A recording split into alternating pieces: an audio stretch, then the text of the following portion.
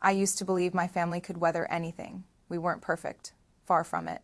But there was a kind of warmth in our chaos, a sense that no matter how loud the storms outside grew, the four of us remained anchored to each other. My father was the one who taught me strength, my mother showed me compassion, and my younger brother looked to me for guidance the way only a kid who idolizes his older sibling can.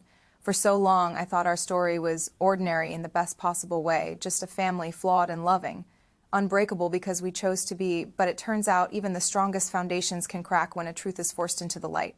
And sometimes the person who deals the final blow is the same person who once taught you how to stand. The unraveling began on an evening so plain, so uneventful, that it still haunts me. There was no warning, no shift in the wind, nothing to suggest my life was about to split in two. I came home expecting the smell of dinner simmering on the stove, my brother's laughter echoing down the hallway, the usual patchwork of everyday sounds. Instead, the house felt muted, thick, like something unseen had already settled inside and was waiting for me. My father was in the living room, sitting in his favorite armchair, but somehow looking smaller in it. My mother sat across from him, motionless, her fingers twisted tightly together, her gaze fixed on a spot on the carpet. She didn't even look up when I entered. My father lifted his eyes to meet mine, and for the first time in my life, I saw fear in them. Not the kind that comes from danger, but the kind that comes from knowing you're about to lose everything. He told me he needed to talk. His voice carried a weight that pressed against my chest. I glanced at my mother, hoping for some hint of comfort or explanation, but her silence was louder than anything my father could say. He said he needed me to do something, something he claimed my mother didn't have the strength to handle. His words were slow, deliberate, but strained like they were building a wall between us with every syllable.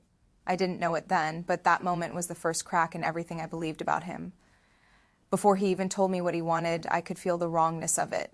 I felt it in the way my mother's shoulders curled inward, in the tremble of my father's breathing, in the uneasy throb that pulsed through the room. When he finally made his request, it felt as though the floor shifted beneath me. It wasn't a favor, it wasn't a plea, it was a demand draped in desperation, an ultimatum disguised as guidance. He wanted me to lie for him, to protect him in a way that would hurt everyone else. I told him no. I didn't shout, I didn't curse, I just said no.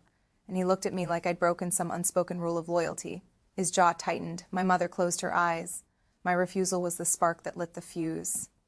That night changed everything. I didn't sleep. I couldn't. Every time I closed my eyes, I saw my father's expression, the mix of disappointment, fear, and something darker I couldn't yet name. My mind replayed his words, the way he insisted it was the only way, the way he looked at me as if expecting obedience simply because he was the one who'd raised me. I wanted to believe he had a reason, a justification, something solid to stand on, but I couldn't shake the sense that I'd just stepped into a truth I wasn't supposed to find. My mother barely spoke the next morning. Her movements were careful, like she was made of fragile glass that might shatter with one wrong touch. When I tried to ask what was happening, she whispered, "There are things better kept quiet," a phrase that should have brought clarity only deepened the fog around me. A few days passed and I started noticing things. Not the obvious kind. My father wasn't stupid enough to leave that kind of trail, but the small cracks people leave behind when they're trying too hard to hide something. He began working late, taking calls in the backyard, where he thought no one could hear, shutting his study door with a sharpness that didn't match his claim of needing peace to focus.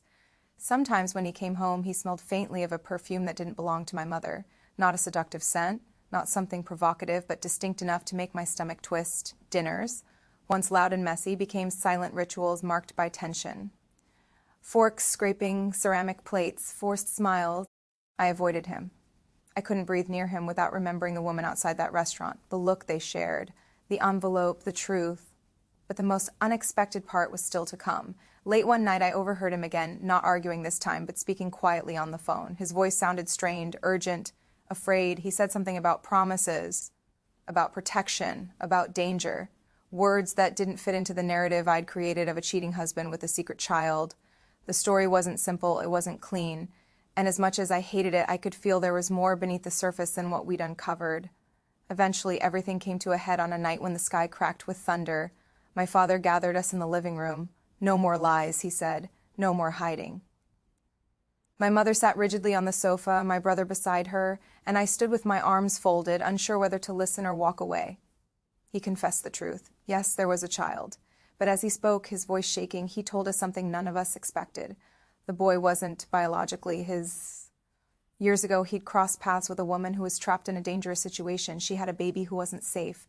My father had stepped in out of guilt, out of fear, out of something he couldn't name, and helped them escape someone who wanted to hurt them both. He helped her relocate, supported her quietly, promised to keep everything hidden so the boy could grow up safe. And then he told us the most painful part. He hadn't been unfaithful, but he'd still lied. He'd still kept secrets, big ones, the kind that rot everything they touch.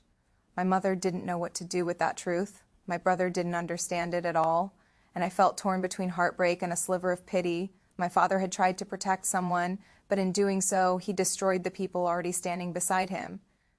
The weeks that followed were heavy, slow, strange. We tried to rebuild, but rebuilding a family isn't like repairing a broken chair or patching a wall. It takes more than apologies, it takes more than time, it takes honesty, the one thing we'd been missing.